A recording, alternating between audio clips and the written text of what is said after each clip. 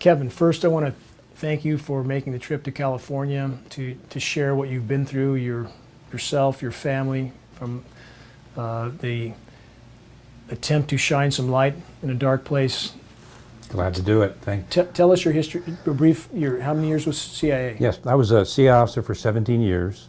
I was in counterintelligence. I was in the Counterterrorism Center. I was an internal security investigator, so I did investigations on staff on the inside. I collected human intelligence in the field.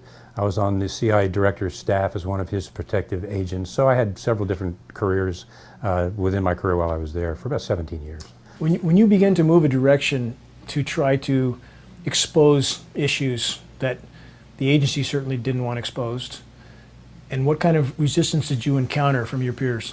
Well, there's a culture of fear in the CIA amongst the staff where you don't rock the boat. Most people in there know that there's a system of career destruction. So if you're to stand up against something that you even disagree with, there's a prevailing error that don't do that or it's the end of you. Excuse me, in my case it came down to my family's toxic exposure. I had to make a decision to stand up to that system or to let my family get increasingly ill, and of course I had to choose the right one of those. So as soon as I started to provide evidence to them that they were getting sick, that's when the fun started. And elaborate on that toxic exposure and that being a repercussion of things you had already tried to expose. Yes, I had previously uncovered a vulnerability within the agency system. It was international. There was a mechanism by which foreign intelligence agents could go into any embassy in an unclassified system and identify our agents worldwide. The more I investigated that, the more I found that it indeed was true, and the more I found out, the worse it got. To make a long story short, Department of State IG and a former decorated intelligence officer took that study over, examined it at all the embassies around the world, and found it was worse than I thought. Within my agency, I was threatened. I was told to drop it. My memos were destroyed. It was removed from the internal server. And all this from simply trying to do your job. Trying to save the lives of agents in the field. Exactly. Yes, and those that were connected to them. For some mind-boggling reason, the agency did not only not want that to come out, they didn't want to correct it. When it finally did come out, I sat there at a meeting at the 7th floor of State and sat there and watched the CIA official be publicly rebuked by State IG for leaving the lives of their agents at risk. And I got an award for that and went on, but that was the beginning of the fun because, of course, I had a laser dot on my back after that. Subsequently, I was moved to this particular site, and that's where the family began getting sick. And this is certainly, and elaborate on what made your family sick, and this being a repercussion for your unwillingness to back off of trying to do your job in an honest, virtuous manner. Yeah, they did not like the fact that I wanted to pursue that investigation regarding the risk of the agents. Only trying to protect CIA agents. Yes, the agents, their lives, the operations they were involved in, the assets that they were connected to, everything. They didn't want to hear it. They didn't want anybody to know about it. And I was ordered to shut that whole thing down. Eventually they moved me to this base. I was second in command there. The family started getting sick. My wife was bleeding from her gums. She was bruising all over her body. She completely lost her short-term memory. She was on morphine for severe headaches. There was black mold all through the house. The house was in terrible shape, scorpions and things, and they didn't bother to take care of it. Of course, I can't go into what was being done there or what was actually there, and that's how I've managed to stay free. That's information you can't disclose. I can't disclose. There are reporters out there that have written articles in the New York Times and others that were able to do investigations that were pretty thorough.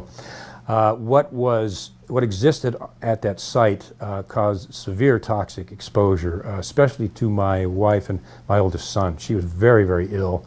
My son's immune system was destroyed so badly, I took him secretly. I flew them out without the agency knowing it to a specialist.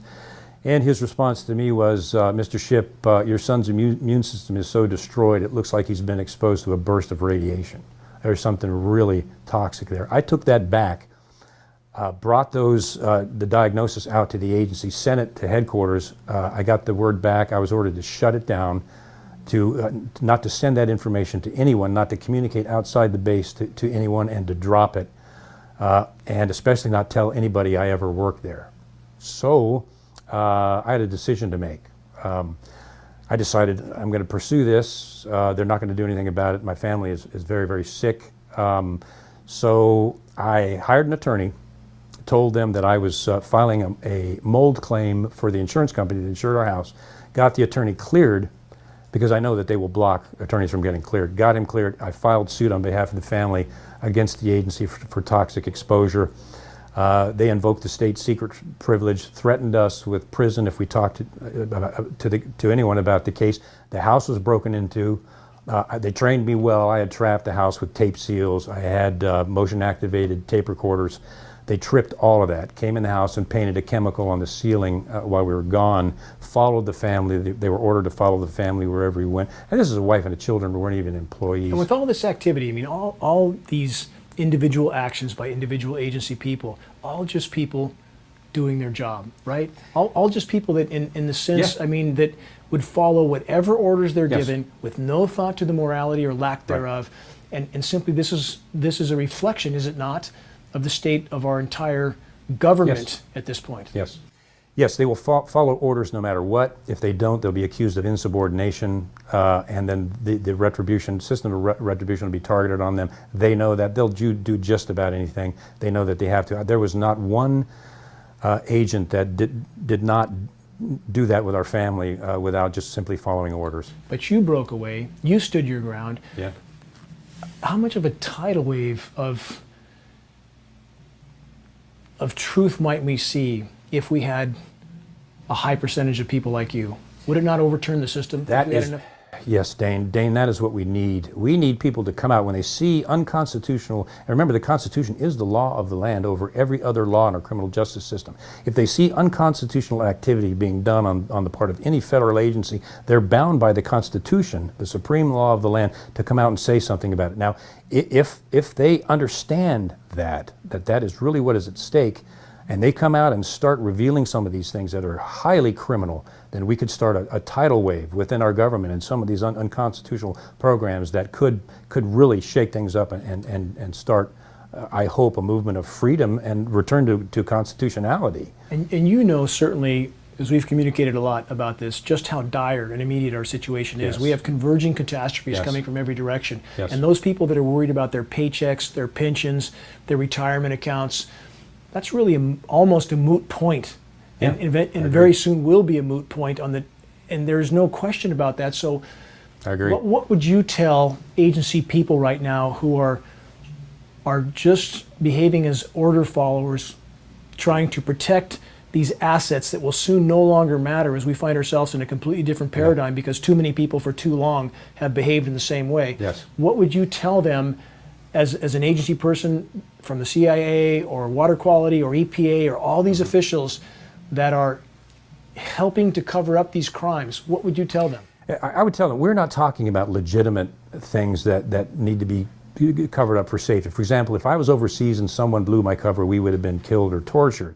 We're not talking about doing your job for good legal constitutional purposes. We're talking about things that the government is doing that are illegal. And I implore the people who are involved in those things to put their Constitution first, because that is what made this country great.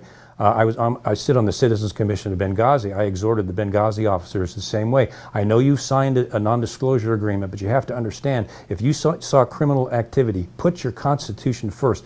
The time for cowardice is over. The pensions of my associates still in the agency, those are going to vanish. This is a perfect storm with the environment and what's coming with the aerosol spraying, with the crisis in the economy. That will happen. We will have a financial collapse. Because as the environment implodes, the economy must follow. There's no question about that. They're joined together. We've only got a few years. Pensions are not, they're going to mean nothing. Families are going to be just trying to survive. That long. If that long. Yes, yeah, that's right. And some people think it is that short. So it's much bigger than your 401k or your pension. People have got to wake up. This is serious. Our country is in decline. We're facing a major crisis that could occur, it really could occur any day. It's important people understand that this is not the crisis that's going to come and go. This is a change of paradigm into a completely new and permanent paradigm that's as of yet unimaginable to most. But I want to say that I am incredibly honored to be connected with you, to have you as a resource to help wake people up to just what it's like on the inside. We want to hold an event hopefully soon to have you and a number of other whistleblowers have a whistleblowers event, if you will, Yes. and we'll go into great detail. Glad to. Kevin, it's The honor is mine also, Dane. Thank you.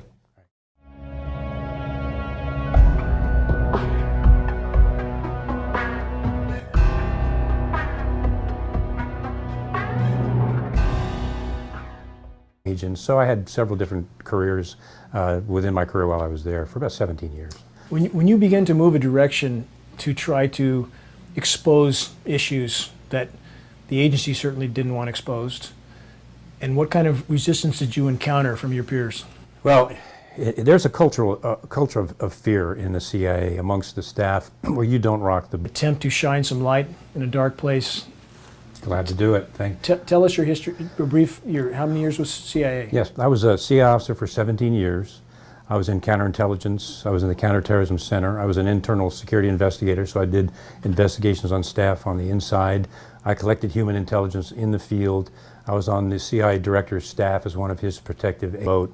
Most people in there know that there's a system of career destruction. So if you're to stand up against something that you even disagree with, there's a prevailing error that don't do that or it's the end of you. Excuse me, in my case it came down to my family's toxic exposure. I had to make a decision to stand up to that system or to let my family get increasingly ill, and of course I had to choose the right one of those. So as soon as I started to provide evidence to them that they were getting sick, that's when the fun started. And elaborate on that toxic exposure and that being a repercussion of things you had already tried to expose. Yes, I had previously uncovered a vulnerability within the agency system. It was international.